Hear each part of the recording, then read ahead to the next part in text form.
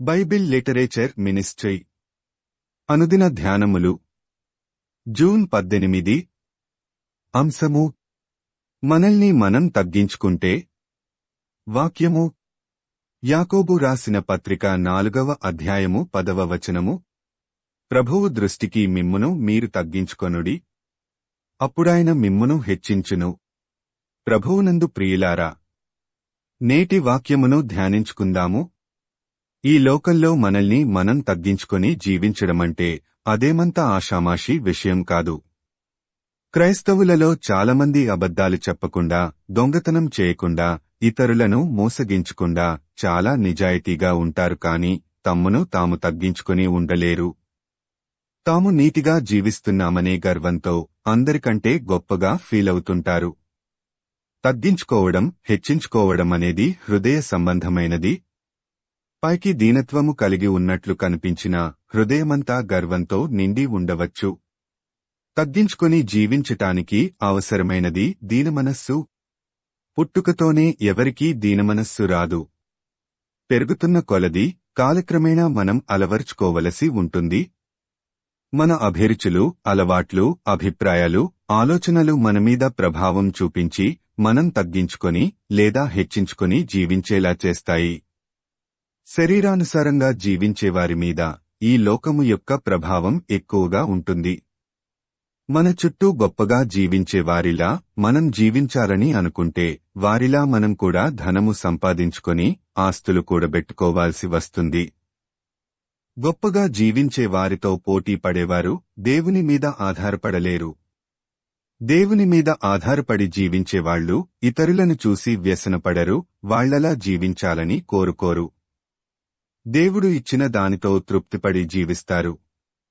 వారు దేవుని ఇష్టప్రకారం జీవిస్తారు కాబట్టి వారికి గర్వము ఉండదు.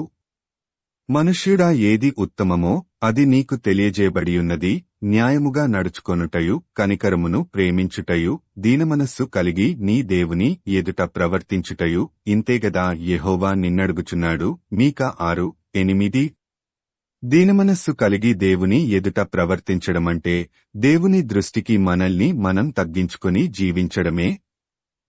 అలాంటి స్థితి ఎప్పుడు వస్తుందంటే మనం జీవించినంతకాలం శరీరానుసారంగా కాకుండా ఆత్మానుసారంగా జీవించాలనుకున్నప్పుడే. శరీరానుసారమైన మనస్సు దేవునికి విరోధమైనది. రోమా 8:7. శరీరానుసారమైన మనస్సు దేవునికి లోబడనీయదు కాబట్టి మనం దేవుని ముందు తగ్గించుకొని జీవించలేము. ఈ లోకంలో మనం జీవించే పరిమితకాల జీవితాన్ని ఈ లోకభోగాల కోసం జీవిస్తూ మనల్ని మనం హెచ్చించుకుంటే దాని ఫలితంగా మన ఆత్మ నరకానికి వెళ్తుంది. మన ఆత్మ పరలోకానికి వెళ్లాలంటే దేవుని ముందు మనల్ని మనం తగ్గించుకోవాలి. అప్పుడు దేవుడు మనల్ని హెచ్చించి మనకు పరలోకరాజ్యాన్ని దయచేస్తాడు. ఆత్మ విషయమై దీనులైన వారు ధన్యులు, పరలోకరాజ్యము వారిది. మత్తయి 5:3. దీనత్వము మనకి రావాలంటే మనలో వాక్యము ఉండాలి.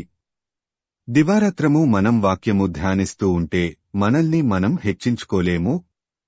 కాబట్టి మనల్ని మనం హెచ్చించుకొని నరకానికి వెళ్లాలా, తగ్గించుకొని పరలోకానికి వెళ్లాలా అన్నది మన చేతుల్లోనే ఉంది.